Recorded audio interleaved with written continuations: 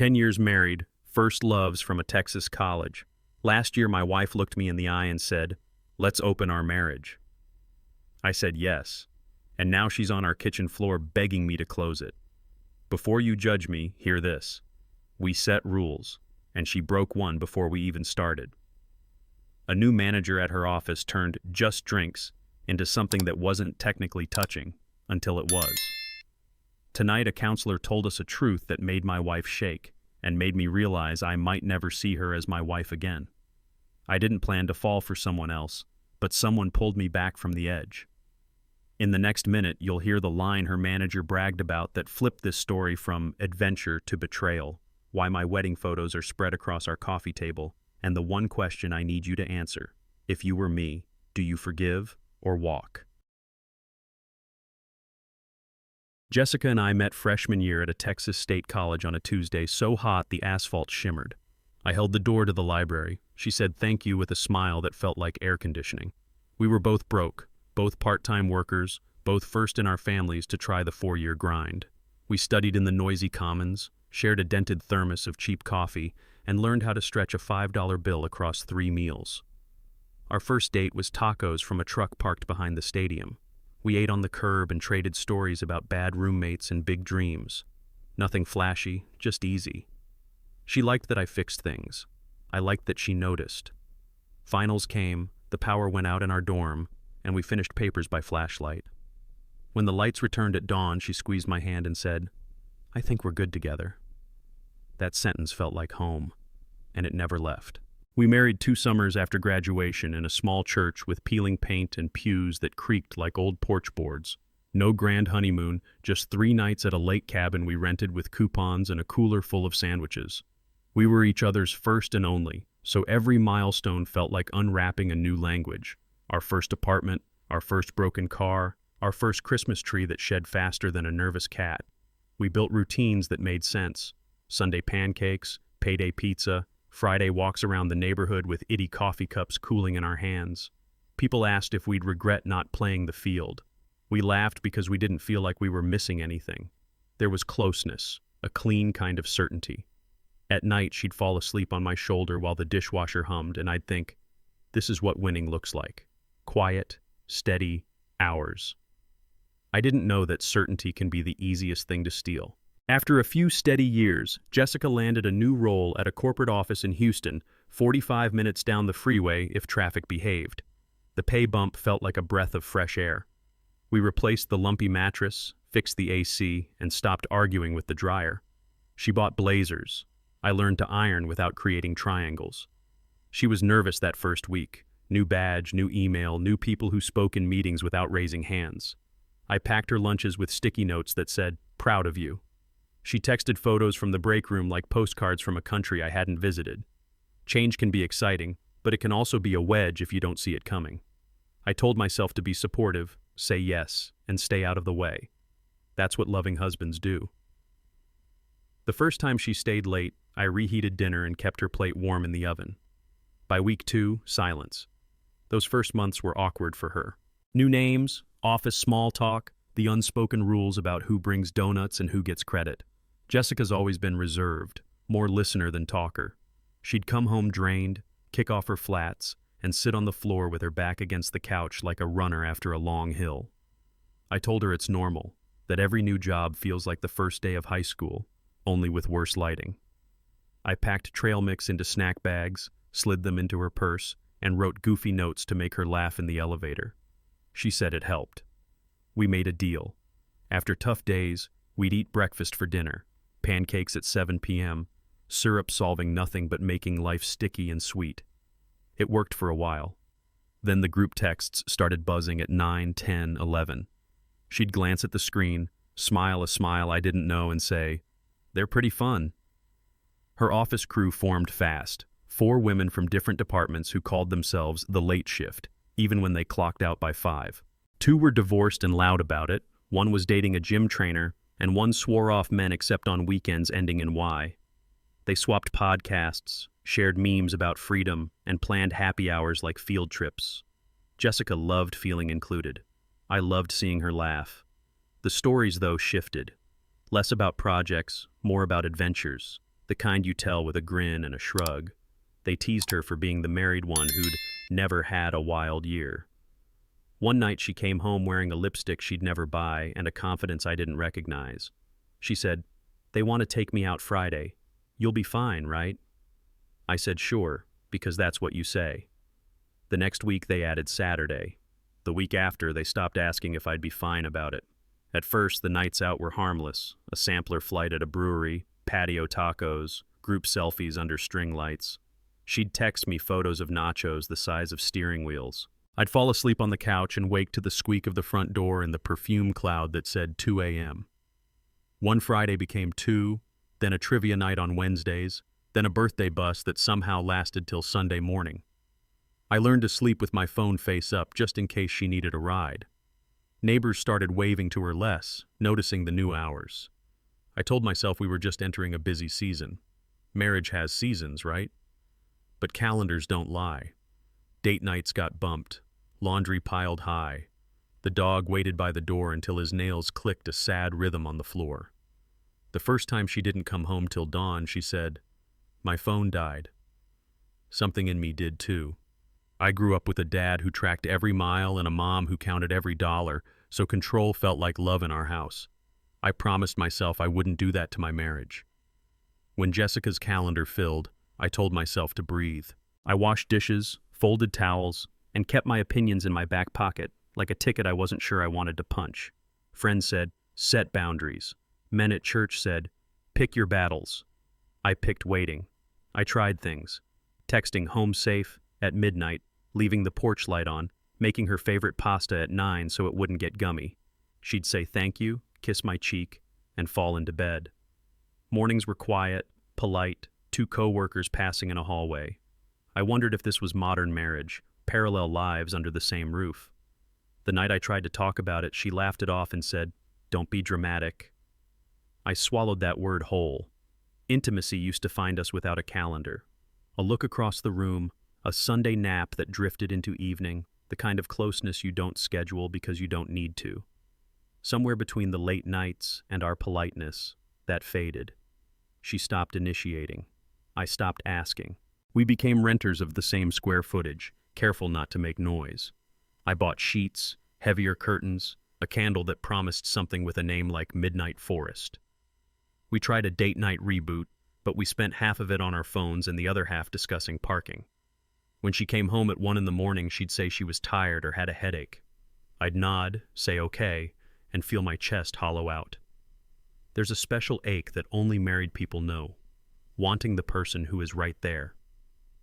The night I reached for her and she rolled away, she said, "Maybe try tomorrow." Tomorrow didn't come.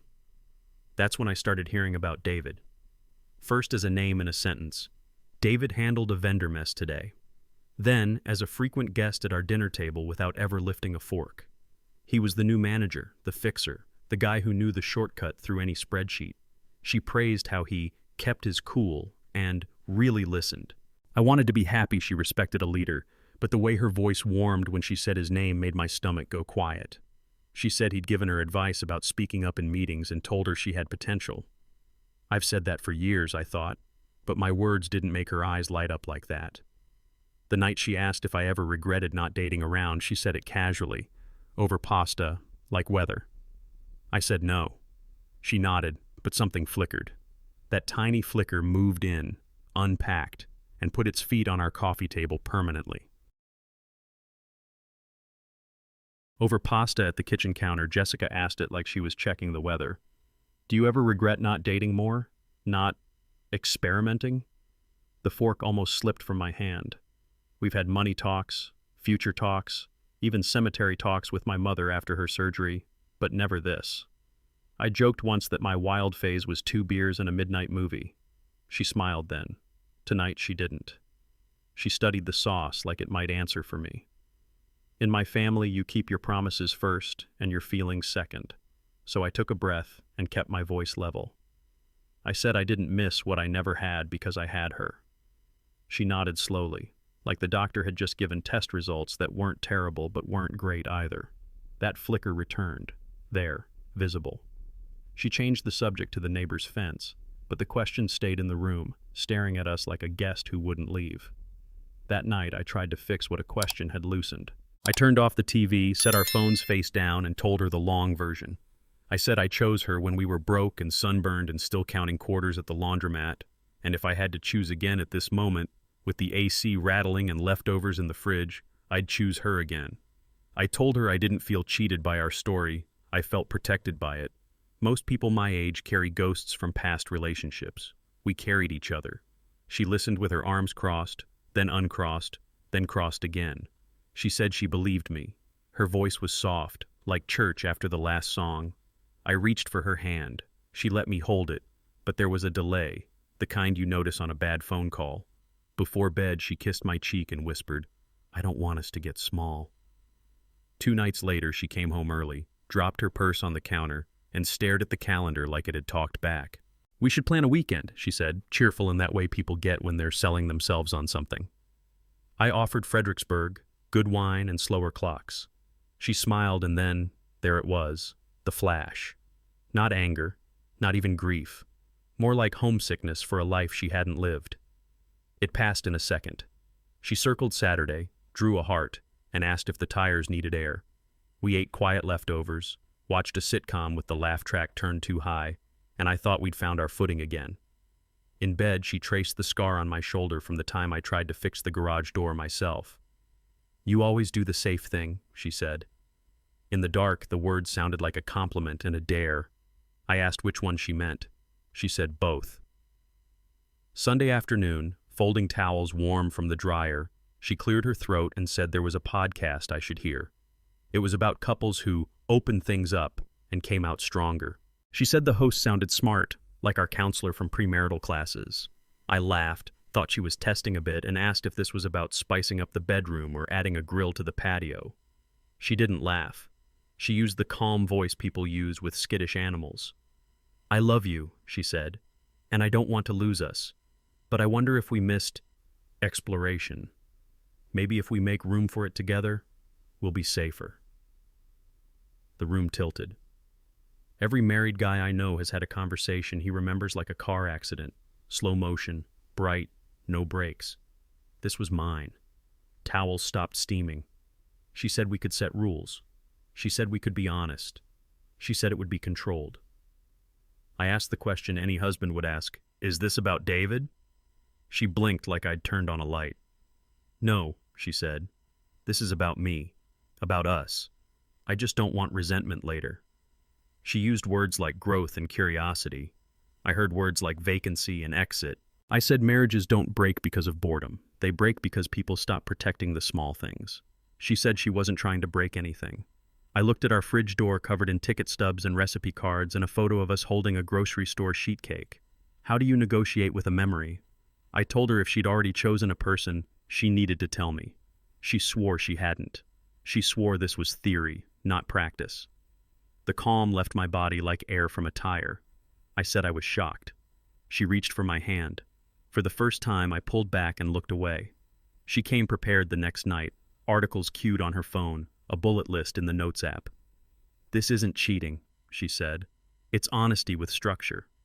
She'd written phrases like radical transparency and shared calendar.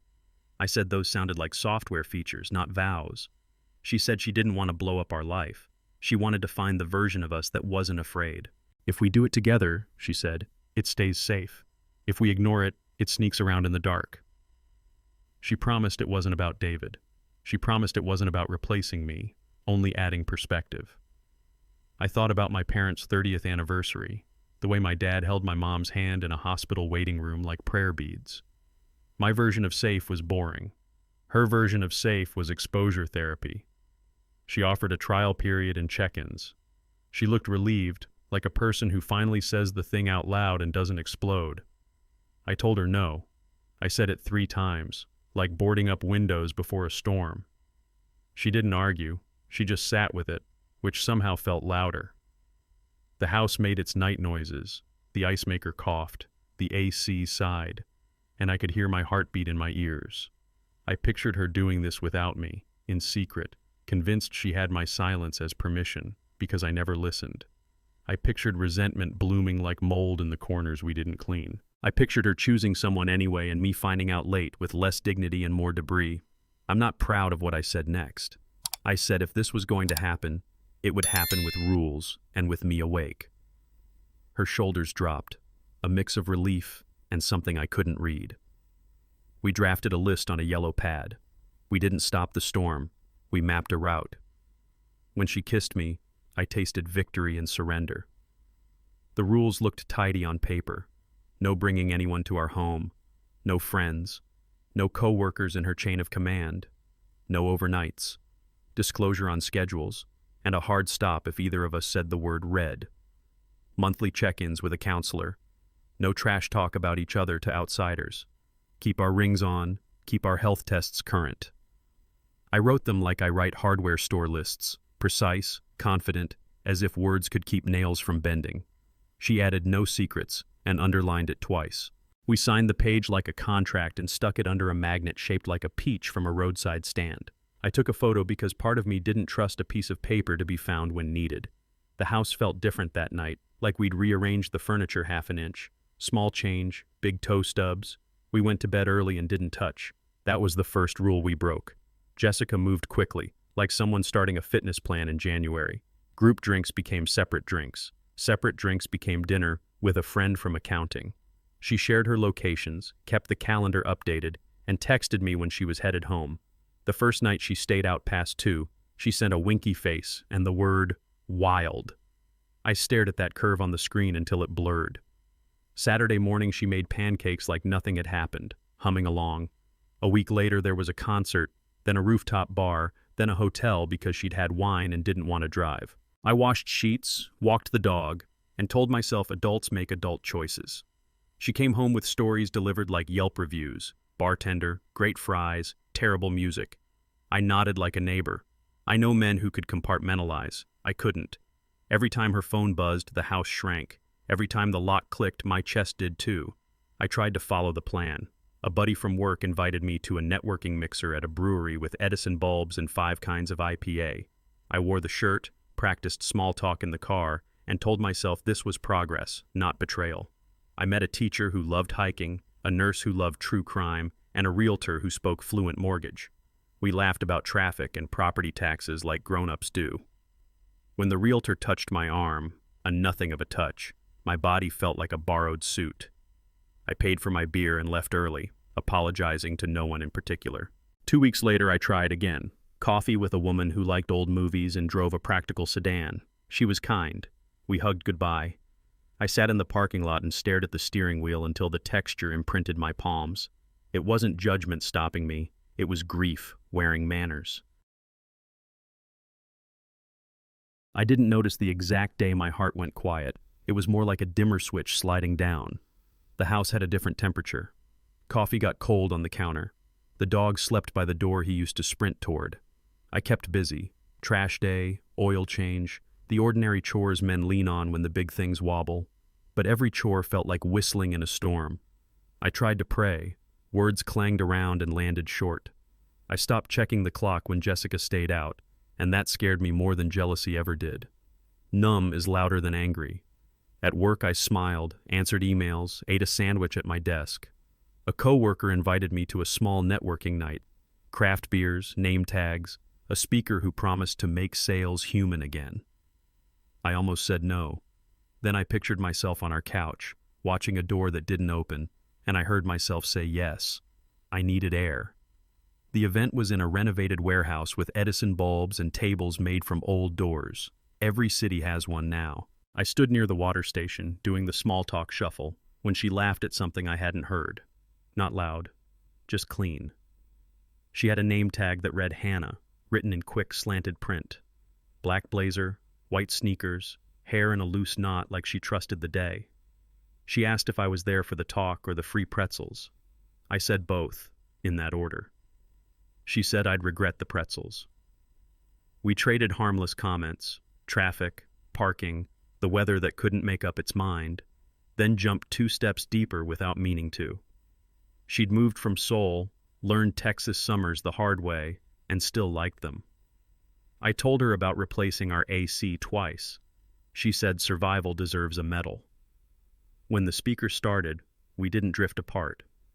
We stood side by side like people who already belonged. Hannah had the kind of wit that feels like good posture for a conversation, upright but never stiff. When the speaker joked about synergy, she whispered, "That word owes me an apology."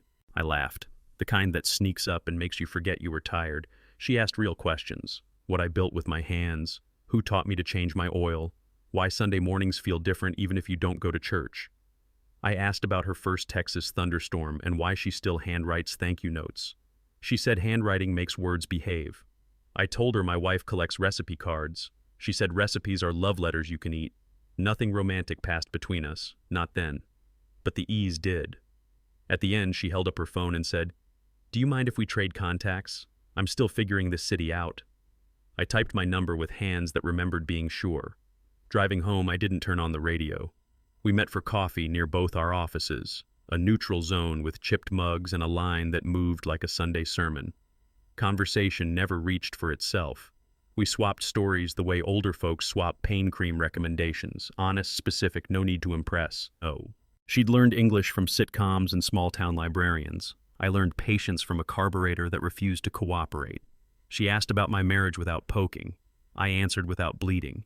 I said we were in a strange season. She nodded like someone who respects winter. When she laughed, it wasn't a performance. When she listened, she set her phone face down like a small promise. We walked to the parking lot and kept walking because neither of us wanted the sentence to end. At the corner, a bus whooshed by, heat rolling off its side. She said, "I like talking to you, Michael." I said I liked talking to her too. The next time didn't feel accidental. Next time became next week. Then, bring a friend to trivia night, which somehow turned into the two of us losing badly to a team named After-Tax Income. We cheered anyway. She told me about her startup, a handful of people with good coffee and big whiteboards. I told her about our garage full of projects that never quite finish. She teased that I collected repairs like some men collect watches. We walked through a farmer's market where peaches bruised if you breathed on them and laughed at a sign that said, "Cash preferred, card accepted, Bitcoin don't try it." At a crosswalk, she reached for my sleeve without thinking when a cyclist flew by. The touch was nothing and everything. There wasn't a line to cross yet, only a line I suddenly saw. That night I stared at our marriage rules on the fridge and felt them staring back. The word controlled pulsed like a warning label I'd ignored. The first time we kissed, it was raining, the soft kind that makes streets shine like they've been polished for company. We'd left a late movie nobody else saw and stood under the awning watching headlights smear. I didn't plan it. I also didn't step back. When our lips met, my chest did something I hadn't let it do in a long time. It opened. There are kisses that ask questions, and there are kisses that answer them. This one did both. We didn't rush. We didn't narrate. We breathed. Later, in a room with soft light and clean sheets, she treated me like I wasn't an obligation to fulfill but a person to know. No performance, no scoreboard. A gentleness that still felt like fire. I won't give you details, because some things don't want cameras. They want quiet. I will tell you I felt seen and wanted in the same breath. It was like remembering a language I thought I'd lost. After Hannah, the mirror told a different story. Not a younger man, just a man who'd come back to himself. I stood taller without trying. Food tasted better. Music on the radio didn't sound like background. At work, I finished things I'd been postponing. The dog noticed first and started dropping the leash at my feet again. I went to the gym, not to punish myself, but to feel my lungs cooperate. I caught myself humming while fixing a loose cabinet hinge and realized I hadn't hummed in months. When I talked to Hannah, I didn't edit every sentence for safety. When she asked how I slept, I told the truth. It wasn't about conquest. It was about belonging somewhere my shoulders relaxed. That's a dangerous relief when you've been living on watch. I kept our rules, kept my ring on, kept my head down. But hope is visible even when you try to hide it, and people who know you can spot it. Jessica spotted it. She noticed I shaved before weekends again and switched cologne without mentioning it. She noticed the extra protein bars in the truck and the way I checked my phone, not often, just soft. She started coming home earlier, cooking like a show she'd binge-watched, setting the table like a stage set. One Thursday, she dropped by my office with a lunch I hadn't asked for, smiling the way she used to when we fit easily. "Who's Hannah?" she asked, tapping the edge of my desk where I'd scribbled a reminder. I said she was someone from a networking group. True, but not the whole truth. Jessica nodded as if she could see the unspoken part. That night she reached for me with urgency, like a person saving a file before the power goes out. We were careful. We were also clumsy. Halfway through, she whispered, "I miss us." I didn't say it back. The silence pressed like a thumbprint. Her questions multiplied. "Are you happy? Is this because of me? Do you think about other options?" The irony, heavy as a winter coat. She still had David in her orbit, mention by mention, meeting by meeting. She framed it as mentorship now, the professional kind, with coffee in conference rooms and the occasional inside joke. She swore they weren't breaking rules. But I heard how her voice rounded his name, soft at the edges. When I asked if she'd end that arrangement, she said it wasn't an arrangement, just compatibility at work. I thought of him at our table without a fork again, and something in me grew steel. The next Saturday she came home early, eyes rimmed red, and asked if I was seeing Hannah romantically. I said yes. She stared at the rules on the fridge as if they'd betrayed her. "I didn't think you'd actually care for someone," she said. Her words tasted like a confession wrapped in surprise. I told Jessica the sentence I'd avoided since we lifted the lid on our life. "We're living the plan you insisted on. Not cruel, not raised voice, just the kind of firm you use when a ladder wobbles." I reminded her of the yellow pad, the bullet points, the signatures under the peach magnet. I said I'd followed every rule we wrote, including the one about honesty. I said I wouldn't bring anyone to our house, wouldn't tangle work and romance, wouldn't turn lies into currency. She folded into a kitchen chair like her strings had been cut. "I didn't think it would feel like this," she whispered. I wanted to say me neither, but the words jammed in my throat. She asked if I could stop seeing Hannah for now, the way people ask whether to behave. I said I needed time. The clock on the stove flipped to midnight. Somewhere down the block, a porch light clicked off. Our next chapter had already begun. Jessica pivoted like someone who'd seen a forecast and packed for a different season. Dinners appeared on time, pot roast on Mondays, tacos on Tuesdays, roasted chicken on Sundays that made the whole place smell like childhood. She vacuumed under furniture we never moved and washed baseboards I'd forgotten we owned.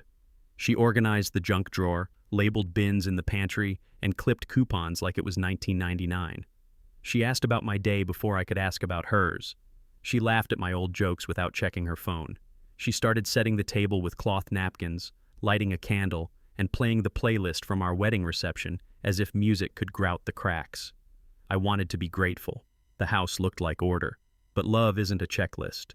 The dog watched her like he was learning a trick he couldn't follow. At night, when she folded dish towels with military edges, I realized we were tidying around a hole. 2 days later, she showed up at my office with a bag lunch like we were back in school. Turkey on wheat, apple slices, a little note that said, "Proud of you," in her roundest handwriting. She'd parked illegally and didn't seem to care. She introduced herself to the receptionist as if she were introducing us as a team. Colleagues passed by and smiled the way people do when a story looks wholesome. We sat in the courtyard where the oaks make shade you can trust. She asked if the coffee machine still spit grounds. I said yes, and she laughed, relieved to have found something she could fix. Before she left, she straightened my tie, which I wasn't wearing, then apologized and smoothed my collar instead. The gesture felt borrowed from a marriage, one we hadn't earned.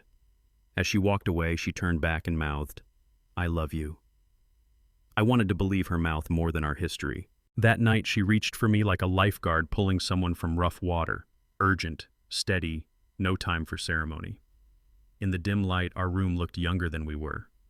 She kissed my neck the way she used to, pressed close, whispered the right words in the right order. My body cooperated, my heart stayed seated. There's a difference between being touched and being moved. I tried to meet her where she was, to climb back into the house we once lived in, but the door stuck.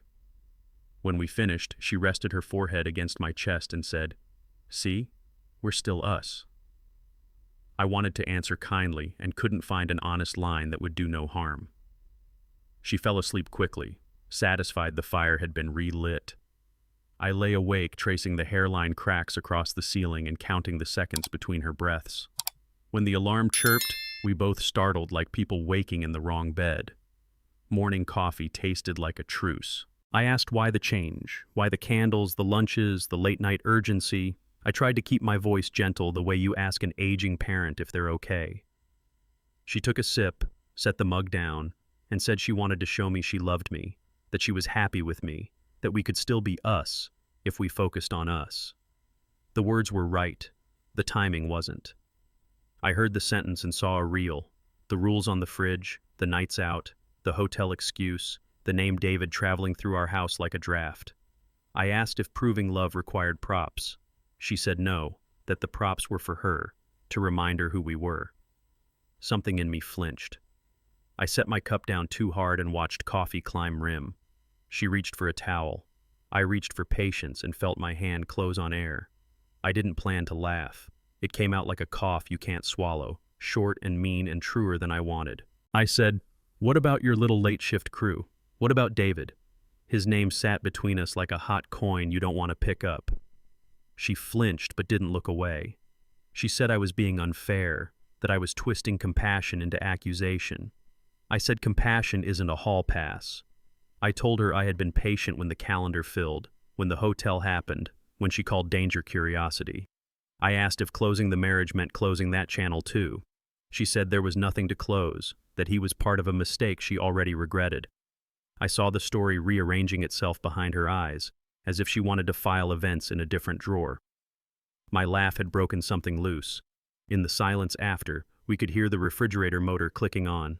She started to cry the way people do when they've been holding a heavy box too long and set it down, shoulders dropping first, then hands, then everything else. Between breaths, she said she was sorry, that open was a terrible idea, that she wanted to close it today, for good. She said she'd delete numbers, quit the group chats, change gyms, switch routes home, whatever it took. She said she'd go back to counseling weekly, not monthly. She said she'd tell the truth, even the ugly parts, even if it cost her dignity. I believed the tears. I didn't know what to do with them. Pain doesn't reverse like a truck, it leaves ruts. I asked what closing meant besides promises. She said it meant rebuilding. I said rebuilding requires solid ground. We stood in our spotless kitchen, both of us barefoot, both of us exhausted, while the candle on the table burned down to a circle of scented wax. That night on the couch, she told the story from the beginning, not the edited version she'd been handing out like samples at a warehouse club. The late shift friends made adventure sound like medicine and marriage sound like a diet. You deserve experiences, they said, as if fidelity were a shortage you had to correct. When David arrived, he didn't argue with the premise, he endorsed it. He noticed her shyness, called it mystery, and framed temptation as growth. She said she felt flattered, then brave, then numb. She said there were lines they didn't cross technically, as if a footnote could absolve a page. She admitted she wanted me safe while she touched the fence. She admitted she believed we'd land stronger, because stories online said some couples did. She said she sold me a fantasy and bought one herself. I heard the past tense and wondered why it didn't feel finished. Confession isn't closure, it's the door unlocking. She tried to explain what it felt like, and the metaphor came out of her before she could polish it. It was like being drunk behind the wheel, she said. Everything louder, faster, brighter. You think you're invincible until the curb jumps. I pictured her white-knuckling a steering wheel, grinning for a camera that wasn't there. She said the nights were thrilling because they were stolen, that secrecy is gasoline until it's smoke. She said she loved the rush, hated the mornings, and told herself that hangovers were proof of life. She thought repetition might turn chaos into a lifestyle. It didn't. It only made tolerance. The more she poured, the less it worked. The more she chased, the less she found. She said she saw my face like a roadside billboard she passed at speed. There, then gone. I wanted to be angry. Instead, I felt tired in my bones, the kind of tired you earn by standing guard alone. By the time she reached the end of her story, her voice had the flatness people get after funerals. She said she realized too late that comparison is a thief with soft hands. She said she kept looking for a version of us that didn't require faithfulness to feel exciting, and in doing so, she siphoned the excitement from the only place it belonged. I murdered what we had, she said. Not dramatically, just plainly, like a verdict read aloud. I wanted to argue with the word and couldn't. She talked about resigning from the job, changing her number, blocking the late shift thread, and sitting alone with wedding photos spread across the coffee table like evidence and hope. Every picture smiled back at the wrong time. She said she would spend the rest of her life making amends if I let her. There it was, the bargain after the damage. It didn't make me angry. It made the room very quiet. We didn't solve anything that night. We ran out of words before we ran out of history. She stepped forward like a person approaching a skittish dog and rested her head against my chest. I didn't make a speech. I didn't promise a future I couldn't see. I wrapped my arms around her because sometimes that's what you do when there isn't a clean next step. She cried until the fabric of my shirt clung to her cheeks. The clock on the stove clicked to a new hour. Somewhere outside, a neighbor's sprinkler hissed and went quiet. Eventually, her breathing slowed, that heavy sleep that follows storms. We drifted to the couch because the space between us felt smaller there. I sat awake while she slept, staring at the framed photo over the mantel. 2 kids on a curb eating tacos, certain about everything. I wasn't certain anymore. I only knew the house had never been this still or this loud. Counseling felt like taking a car with a strange rattle to a mechanic and praying they hear it too. We sat on a couch too new for our old story. The counselor, a calm woman with patient eyes, asked for the short version. I gave mile markers. Jessica filled in the exits. My hands wouldn't stop folding the same corner of a tissue. The counselor said we'd start simple. What happened, what we felt, what we feared. Jessica admitted she'd been restless, lonely in crowds, angry at routine. I admitted I'd gone numb, trying not to explode. We talked about rules, late nights, and a kitchen that smelled like apologies. The counselor took notes without flinching. She said marriages die from secrecy more than conflict, and that we had to pick honesty even when it scraped. Before we left, she scheduled 2 more sessions. Driving home, the silence felt lighter than usual, like the air before a storm finally breaks. At the next session, Jessica spoke first, like a student raising her hand before she lost nerve. She said the phrase she'd been chewing since college, missed out. She missed the messy years, the butterflies with strangers, the highs her friends edited for Instagram. She said it felt like everyone else had ridden a roller coaster and she'd stood holding purses near the exit. The counselor asked what exactly she wanted to find. Jessica said confidence, not men. She wanted to prove she could be chosen in a room full of choices. That landed like a brick because I remembered 10,000 ways I'd chosen her already. Jessica's voice shook, describing work happy hours that felt like auditions. She said attention worked like sugar, quick energy, hard crash. The counselor nodded, wrote validation, and asked whether exploration can coexist with vows. Jessica looked at her hands and whispered, "I thought it could." For the first time, I believed she believed that. We unpacked the friend circle next, the late shift quartet that turned weeknights into detours. Jessica described them kindly, then accurately. 2 wore divorce like a varsity jacket. 1 dated hard because silence scared her. 1 wanted stories more than stability. They weren't villains. They were loud, brave, and persuasive at happy hour. They fed Jessica sentences that sounded like empowerment but digested like permission slips. You deserve adventure. Experience isn't betrayal. Marriage is a label. The counselor asked what those slogans cost us. I answered without thinking. Sleep, trust, and the part of home that smells like safety. Jessica winced. She admitted she liked belonging to something that wasn't ours, a club with wilder rules. She said every "you should try it" landed heavier after a drink, and she wanted to bring home versions of herself that impressed them. That sentence cut me in a place deeper than anger.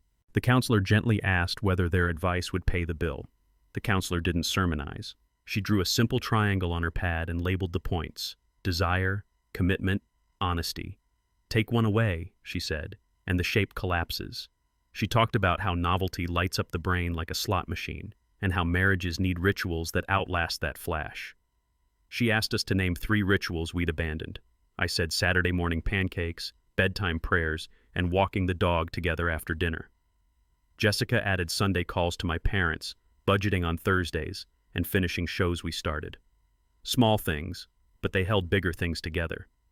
The counselor said open arrangements can work when both partners want the same experiment and protect each other fiercely.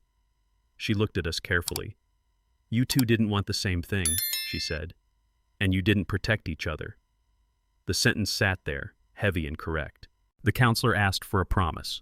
No more secrets before our next session. We both nodded, uneasy, quiet. In the parking lot afterward, Jessica leaned against the hood like someone who'd finished a long race and wasn't sure she crossed the right line. She said she felt guilty, not the performative kind. She said she meant it when she promised to close the marriage. Then she confessed she'd seen David twice since we made that promise.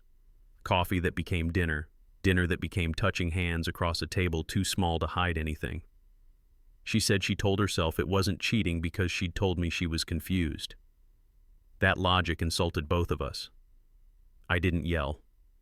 I stared at the oil stain on the asphalt shaped like Florida and remembered trips when maps folded easier than conversations. Jessica kept talking, rushing, saying she wanted to stop, but momentum is its own drug. The counselor's door opened for another couple. We both straightened like students. Jessica whispered, "I'm sorry." I whispered, "Then be sorry all the way." I came clean about Hannah the following week, because secrets rot whatever container you keep them in. I described meeting at a networking night, how conversations didn't require translation, how kindness can feel like heat on a cold day. I said I had followed our rules. I also said rules weren't saving us. The counselor listened the same way she listens to everyone, without rushing to stamp approval or blame. She asked what Hannah represented. I said being wanted without negotiation. She asked if I could end it for a season while we worked. My throat tightened around the word yes. I didn't say it. Jessica stared at the carpet like it might volunteer an answer. The counselor said, "No marriage can heal while a third person remains in the room, even as a memory." She suggested a clean break, temporary if needed, to test whether anything living remained between us. I drove home unsure which loss would come first. The next session felt like jury duty for a case we already knew too much about. I asked Jessica to put everything on the table, not just the parts that photographed well. The counselor backed me up gently. Jessica folded and unfolded a tissue until it shredded. She said there were things she hadn't told me because language makes them real. I said they were already real. She inhaled, exhaled, and nodded. The room got very quiet, the kind of quiet where a hallway clock sounds like a drum. She said nothing physical happened before the rules changed, then corrected herself, then went still. The counselor asked what physical meant to her. Jessica's voice dropped when she said they had been alone, that they watched each other, that they touched themselves and called it not crossing a line. My chest burned like I'd sprinted stairs. I asked how many times. She whispered, "Enough to practice telling myself it didn't count." The counselor didn't hide her surprise. Her pen paused mid-air like a bird reconsidering a landing. She asked Jessica to say the sentence again, slower, without the legal disclaimer at the end. Jessica did. The words didn't explode. They just rearranged the room. I felt both clarity and nausea, a strange pair. You don't realize how much hope you're holding until a detail like that drops onto it. I asked if they had talked about me while doing it. She said yes, sometimes, that he told her she deserved experiences, that she repeated those phrases like a spell. I stood up, sat down, stood again, then apologized to the air for moving. Jessica started to shake, hands first, then shoulders. The counselor fetched water, angled the blinds to dim the light, and asked if we needed a break. I said I didn't want a break. I wanted the truth to finish what it had started. Jessica nodded, pale, trembling there. When she could speak again, Jessica told us about the night the shine came off. She had started pulling back from the friend circle, from the flirty texts, from the adrenaline. Leaving a late meeting, she passed David's office and heard his voice, unguarded, talking to another man. He said he was surprised how easy it had been, that you can't trust the quiet ones, that she was a pleasant distraction and nothing more. When the colleague asked if he wanted anything real with her, he laughed and said he already had real, a fiancé who understood him, and this was just getting it out of his system. He even said he felt bad for you, Jessica whispered, but you snooze, you lose. The sentence knocked the air from my ribs. The counselor didn't rush to fill the silence. Jessica stared at the carpet, then at me, then at the carpet again, like choosing where to place the weight of her eyes. Jessica said she walked to the parking lot in a straight line that felt crooked. Her legs went rubbery near a row of carts.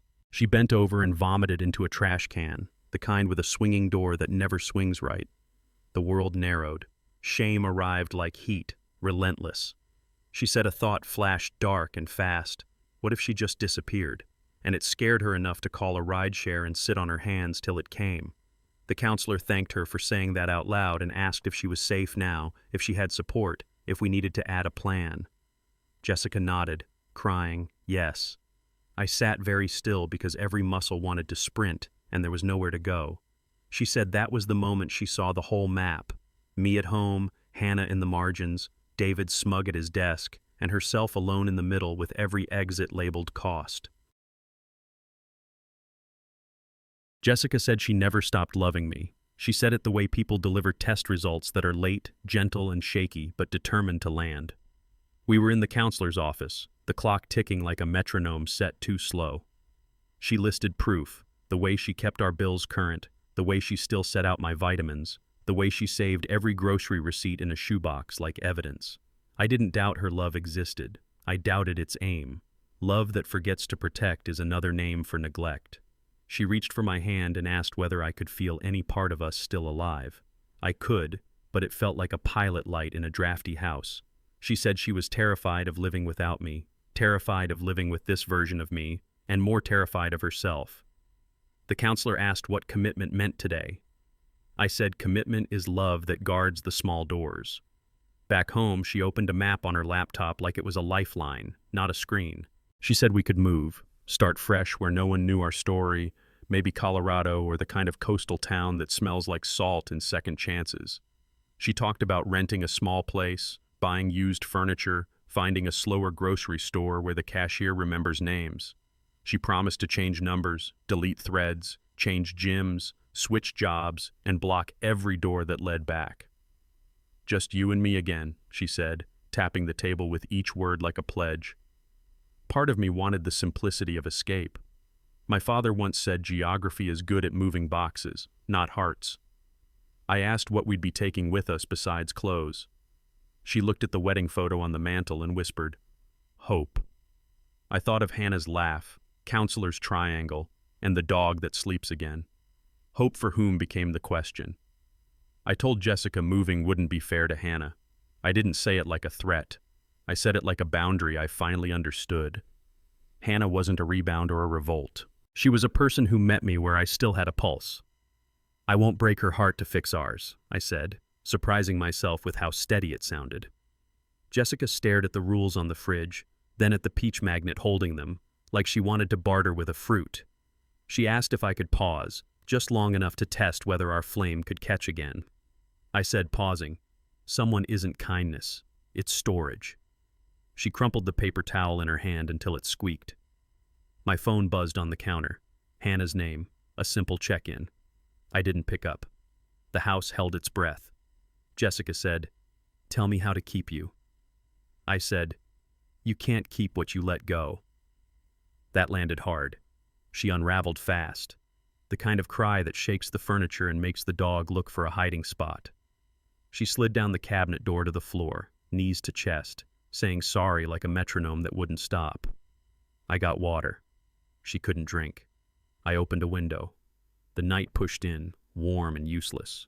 I broke it, I broke us, I broke me, she said, words piling like dishes in a sink no one wants to touch.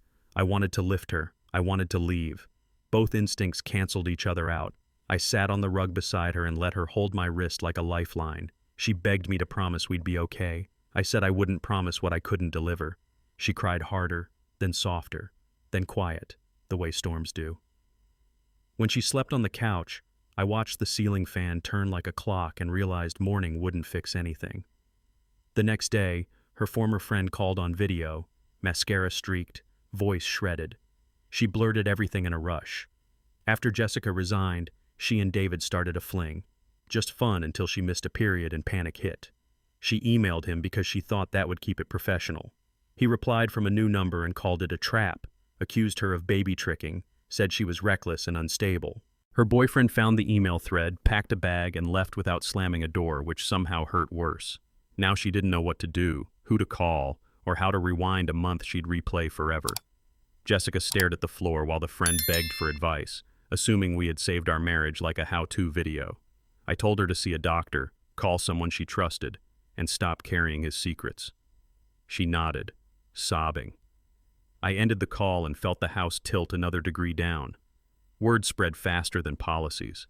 The friend went scorched earth, screenshots to HR, timelines to upper management, and a careful packet mailed to his fiancée that didn't need commentary. Someone forwarded me the company-wide memo 2 days later. An investigation, effective immediately, allegations of misconduct, leadership values, zero tolerance. The corporate tone said everything by saying nothing. His team went quiet on LinkedIn. The fiancé's page changed from engaged to blank.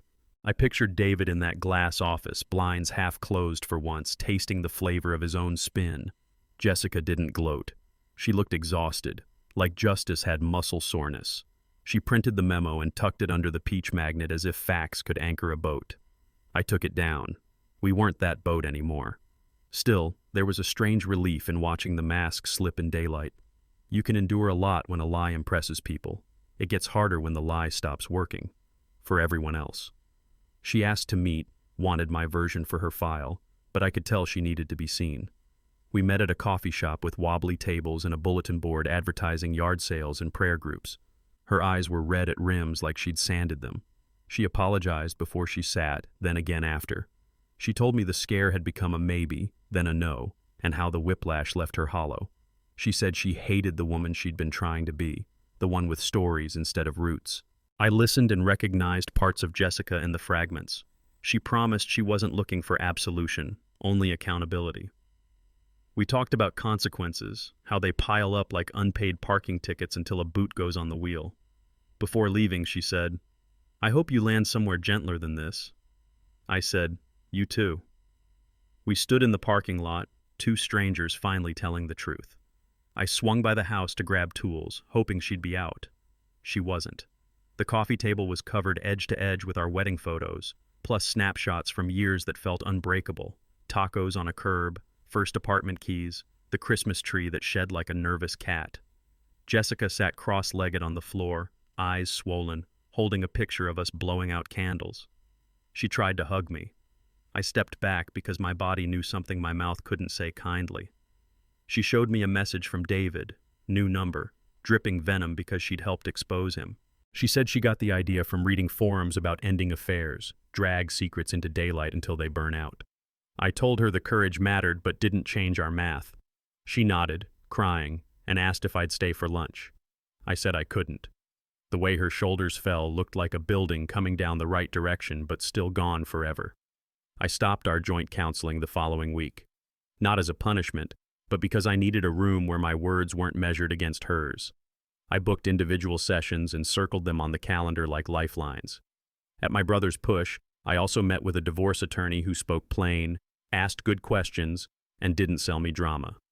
We talked about accounts, the house, the dog, and timelines that avoid unnecessary bleeding. I signed nothing that day. I just learned the map. Driving back to my apartment, I saw a couple my parents' age walking slow, holding hands the way people do when the sidewalk has cracks. I wanted that old steadiness again, and I knew where I wouldn't find it. That night I texted the counselor to pause our marriage sessions and told Jessica I needed distance.